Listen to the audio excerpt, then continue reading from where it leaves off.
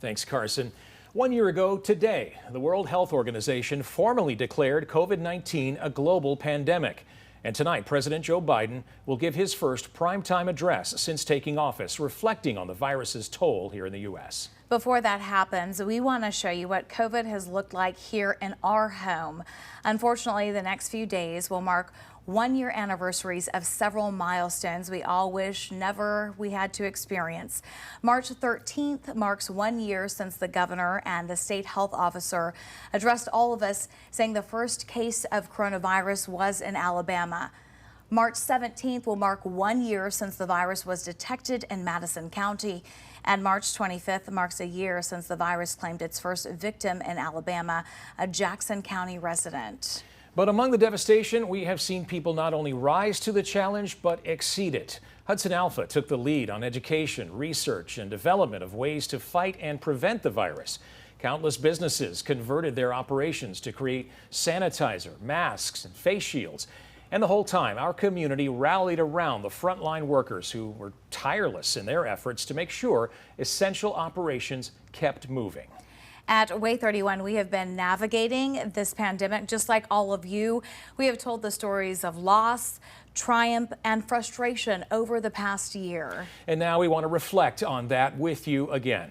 State of emergency, 1 year of COVID-19 in Alabama starts right now.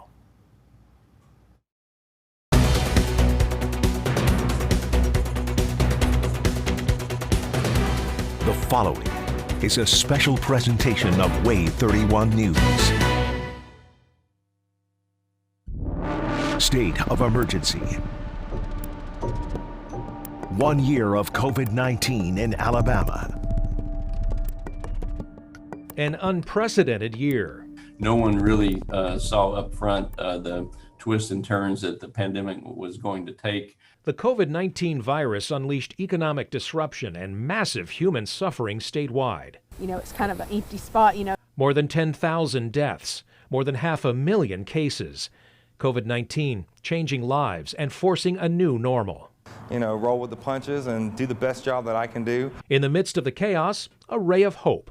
Well, there's light at the end of the tunnel. We've got the vaccine now. So just everybody needs to get it as soon as you can. Way 31 dives deep into the pandemic's impact, the changes and sacrifices we all made, and what's next with vaccinations underway. Good evening, I'm Dan Schaefer. I'm Dasha Sherman. I'm Pat Simon. And I'm Marie Waxel. We're all here, socially distanced, as we bring you this special report, State of Emergency, 1 year of COVID-19 in Alabama. Tonight, you'll hear our exclusive one-on-one interviews with the decision makers who worked tirelessly to stop the virus spread and are now overseeing vaccination efforts. Plus, we'll look into the lives forever changed by the pandemic. Way 31's Brecken Terry shows us the human toll this virus has taken. That's Florence artist and grandma Jan Roblin giving one of her grandkids a big hug, something her son Benji and his family won't be able to do again. I said, Mom, I'm proud of you. I love you. You have fought this virus. You're so strong, but just relax and just know that I love you more than anything, and you're the best mom. And I'll see you soon. And she died an hour and a half later. And here's Johnson Trousdale, a grandpa and father who was the first person to die of coronavirus in Lauderdale County. It's kind of an empty spot. You're used to every night, right before supper, right after supper, making that phone call, and he's not there to make that phone call, too. The virus took some of our frontline workers here in the Shoals, too. Nurses, a bus driver, and a police officer. Somebody said something about replacing him, and I said, we can't replace him. We can get somebody to take his place, but there's no replacing a guy like Walter. You can't replace that. St. Florine police officer Walter Johnson is still irreplaceable, and there's a hole in the town who still misses him. That same pain is felt at Colbert County schools with the loss of bus driver Bobby Stutz. And at the hospitals, even those caring for the sick couldn't escape the virus's grip. A friend to so many hundreds of people here, both on the staff side as well as the patients she's taken care of, some of which multiple times through the years, naturally, and just beloved across the board. That's Helen Keller Hospital President Kyle Buchanan talking about Jennifer McClung, a nurse and mom they lost. And here is Rebecca Haddock, a mother of 2 young boys, a wife, and nurse at the North Alabama Medical Center in Florence. Both nurses lost their battles within a month of each other. Very much a hands-on mama and so involved in her little boys' lives. And I hope everybody knows that and sees that we're all vulnerable to this disease. We're on the front lines, and we are called heroes, and we don't look at ourselves as heroes. We are very much not heroes. If we were heroes, we wouldn't be sick. Each person is so much more than a number on a dashboard. They're someone we know, someone we love, and we're someone's world. A world rocked by a virus that takes at will. In the Shoals, Breck and Terry, Way 31 News. Alabama hit a morbid milestone in COVID-19 deaths March 3rd, and that's when the state topped 10,000 deaths. That's one of America's highest per capita death rates. Despite that, hundreds of thousands of Alabamians survived their brush with COVID. I sat down with one man who shared his experience with the virus. At 57 years old, Anthony Tyler devotes his days to regaining fundamental functions of his body. I lost the use of my arms, lost the use of my legs. I couldn't stand. Tyler tested positive for the coronavirus in August of 2020. His wife called 911 one night concerned about his worsening symptoms. I woke up in another room 4 weeks later. I spent 4 weeks on a ventilator. There was times that they didn't think I would make it. I understand what he said in Psalms 23 where he said, "Yea, I'll walk through the valley of the shadow of death." I understand that scripture now a lot better than I ever have. Tyler awoke to the painful realization that the virus had robbed him of his ability to walk, eat on his own, or move his hands and arms. After weeks in the hospital, Tyler moved to Encompass Health to regain his strength. Occupational therapist Jenny Sisko was part of the team tasked with his rehabilitation. Very early on, just getting from laying in the bed to sitting at the side of the bed was excruciating. It was difficult and very painful and very anxiety driven because he was relying on us, me and another therapist, to get him to that position because he had no way to do it himself. Terrified. Terrified. Will I ever walk? Am I going to be like this the rest of my life? You go through your mind, am I going to be a burden to my family? Am I going to be a burden to my wife?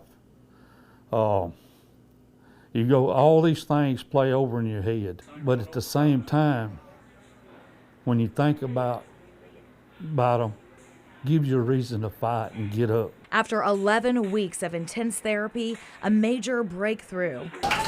In December, Anthony Tyler walked out of Encompass Health Rehabilitation Hospital.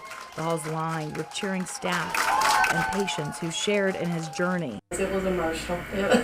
It was a good time. Yeah. Something we'd been waiting on for a while. The hallways were lined. Everybody knew this man. We were so excited that he got to go home. Tyler told me that to this day he is not 100%. I still don't have the use in my arms and hands like I'm going to. He continues his physical therapy at home and remains optimistic about his future. I am going to recover. I am going to be able to do the things with my family that I've always done. Tyler told me he has a grandson that's 2 years old. He looks forward to the day he can move his arms and hands freely again and hold him. Over the past year, we've all dealt with a lot of changes. Today marks 238 days since Governor Ivey mandated people wear masks in public. We've also seen schools make tough decisions to keep students safe as well as educated. Way 31's Megan Reyna talked with educators about those challenges and what's ahead. For 15 years, Alexander Murcia, or Mr. Murcia, has been taking a ride through the world of education. But it goes without saying he's experienced a few road bumps here and there. Then comes 2020. This year has offered a lot of challenges, but that's kind of the fun of it, is finding the solutions to the challenges. The pandemic shutting down schools across the U.S. Quickly, school leaders had to figure out a way to serve their students, mainly relying on technology. Marcia, a high school teacher at New Century in Huntsville, kept a positive outlook through it all. In fact, he was a student himself during this time. I actually got to experience the transition from traditional classroom to virtual, not only as a teacher, but as a student as well in graduate school. But his main concern was that each of his students were receiving equitable education. To this day, he is still teaching both virtually and in person. This pandemic for me is just a way to kind of, roll with the punches and do the best job that I can do. Across the county in Gurley, you'll find Marky Clement with a classroom filled with students. This is the Madison County High School teacher's 6th year in education. The hardest was when we left March 13th, and we kind of just said, okay, we're not sure how we're going to create a plan. Clement knew her students were capable of learning virtually, and she was comfortable working with the technology, but it wasn't their grades she was concerned with. It's more, are you okay at home? Are you eating lunch every day? Are you able to talk about how you're feeling? When the district allowed it, Clement began teaching both in person and virtually. But even then, that presented its own set of challenges. Every kid deserves a 100%. I don't think anyone's arguing that, but how do you give 100% if you're working in class and filming and grading digitally and grading in person? It's a major task. And so that was the most overwhelming, and the point where I went, okay, eventually this has to end. But teaching in person came with risk, and Clement knew that. At one point this semester, she contracted COVID-19. Which was terrible. I had it for a week and it took me out. But at the same time, I feel like it's important that kids are in school. Despite all the challenges thrown at these educators, neither Marcia or Clement plan to leave education anytime soon. Honestly, I just love teaching. I love making a difference in these kids' lives. I would never want this pandemic to happen again, but just the amount of recognition that teachers have received, I'm thankful for, and I'm proud that people realize how much of our time is put into investing in kids and to kind of propelling society forward. Reporting in Madison County, Megan Reyna, Way 31 News. Next, we'll look at how Alabama arrived at this point in the pandemic. And you'll hear how Governor Ivey grades herself on guiding the state through these unprecedented times. State of emergency. 1 year of COVID-19 in Alabama. For many of us, the past year feels like a blur. Before we ever had a positive case in Alabama, Governor Kay Ivey created a state COVID-19 task force on March 6th. 1 week later, the state confirmed its first case in Montgomery County. We have taken preliminary measures and made preparations in the case that this virus would eventually reach our state. The pandemic became deadly nearly 2 weeks later. A Jackson County resident died from the virus on March 25th.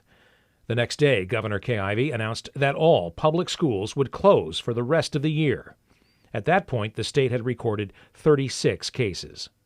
On April 4th, the state's stay-at-home order went into effect, shutting down non-essential businesses. The stay-at-home order lifted on April 30th, becoming a safer-at-home order.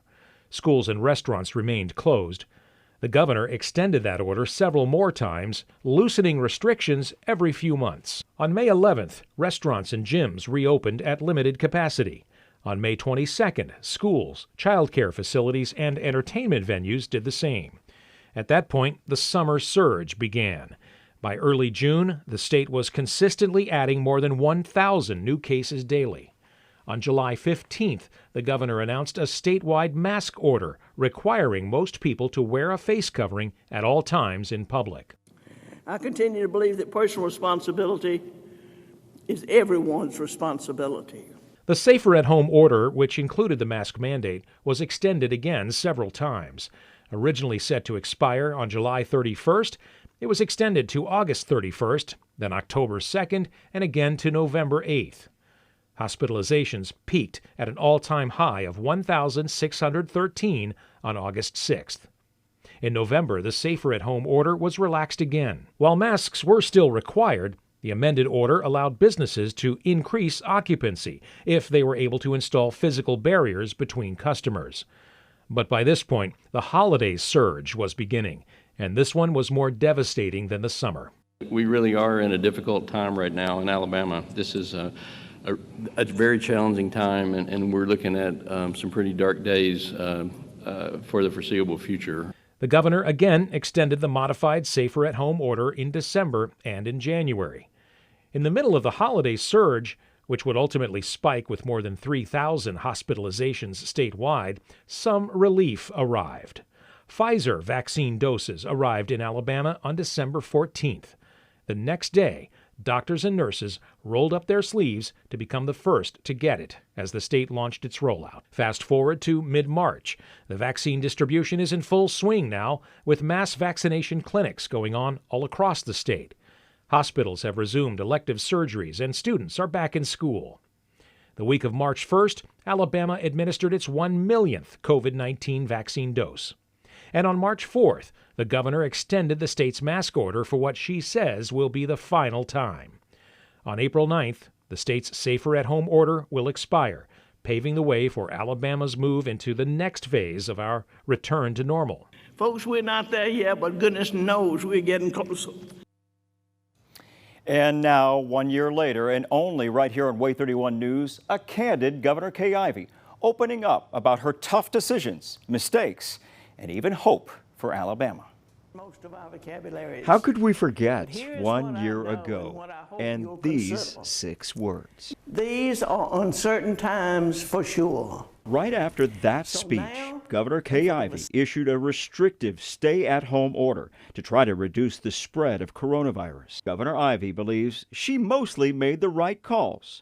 Mostly. I think we've done amazingly well given the circumstances. Yet she does have some regrets, like her decision to reluctantly shut down many businesses. If you shut down a business, a lot of them are likely not to come back, and a lot of states did close down, and sure enough, they hadn't come back.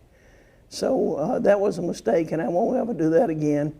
Frustrated after watching the state's economy take a downward slide, the governor loosened up the reins, allowing for a responsible reopening.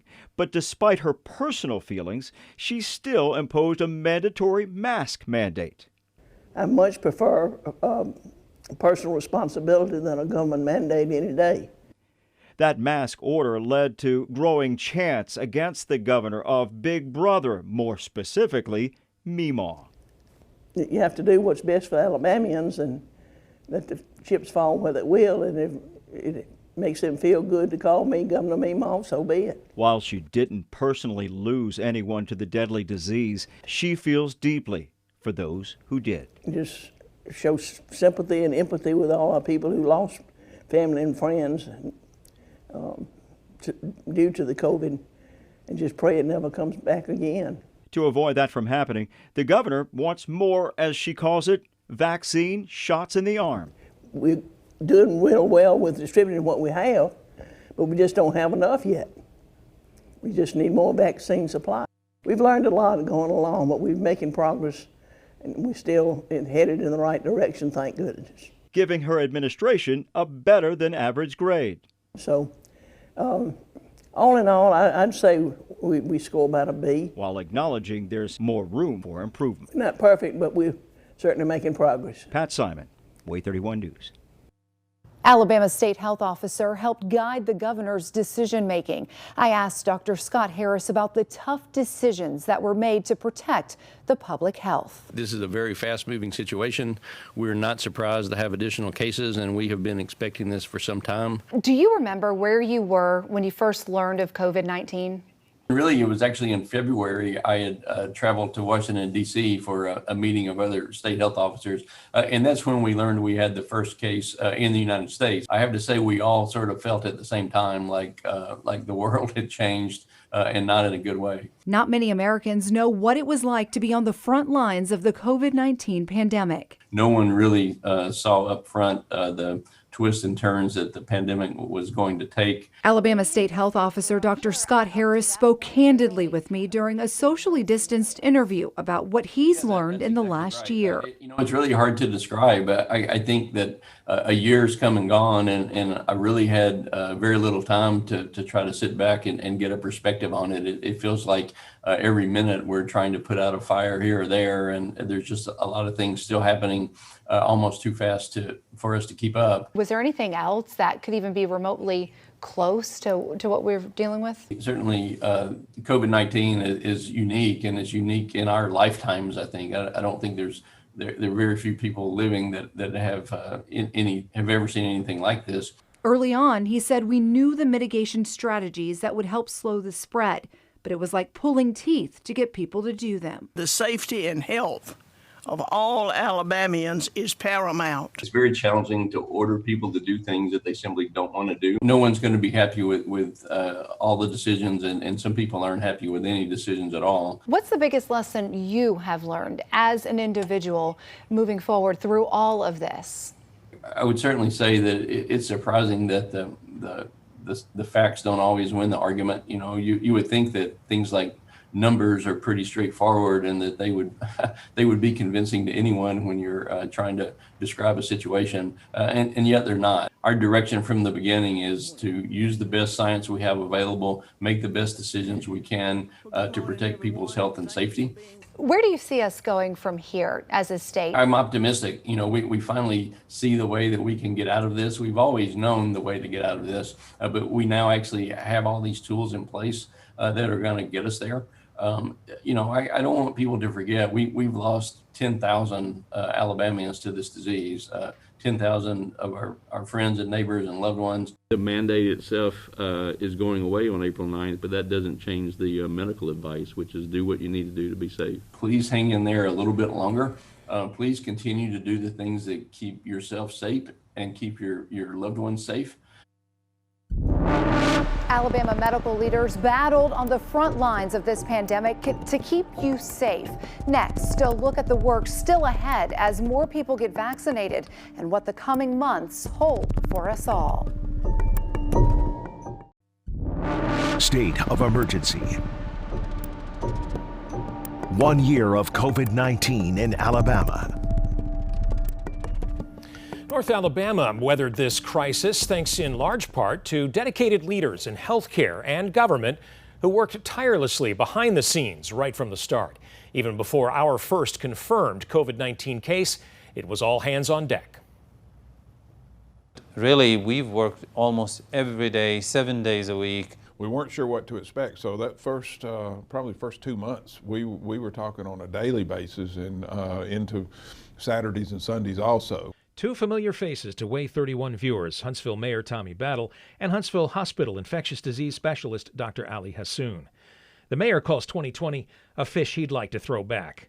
At the same time, he's incredibly proud of how his city reacted to and met the challenges of this past 12 months. This is my COVID book. Over the past year, Battle carried this well-worn notebook with him and filled it with plans, predicaments, suggestions and solutions. It's something he's done before. And I've got a book on when we had the tornadoes come through. And you know, when we had H1N1, I've got my notes from H1N1 times, because this helps us. I mean, it's history, and it gives us a history. When the next one comes along, we'll have something to look at. Being prepared, having that playbook, is what is helping Battle and his team meet and beat this challenge. For Dr. Hassoun and his team, the virus itself was the problem. Symptoms, diagnosis, treatments were all changing on an almost daily basis, but they learned and adjusted as they went. Hassoun credits this community and science for pulling us through. Even so, he's worried about the next time. But I think we're going to need better way for public health to be supported, to have better structure, as well as to be better funded, so we can deal with this much, much better. The mayor is proud of this community and how we survived, even thrived, lifting each other up through some of the worst times in memory. Everybody pulled together, and that was the magic of it. Looking ahead, Battle is confident by summer we'll be looking at COVID through our rearview mirror. And then, look out. We all better be ready for a great second half of this year, because I think people are going to be ready to get out. Years ago, the mayor spearheaded an effort to install high-speed fiber optic internet all around the city. He says that allowed high-tech employees to continue to work from home and help keep our economy going through the pandemic. Hospitals across North Alabama treated hundreds of patients over the past year. None had more patients than North Alabama's biggest hospital system. I spoke with CEO David Spillers about the challenges hospital staff faced. He reflected on where things started and where we are in the fight against the virus today. It was pretty simple. Huntsville Hospital CEO David Spillers told me the coronavirus pandemic is unlike anything hospital staff could have anticipated.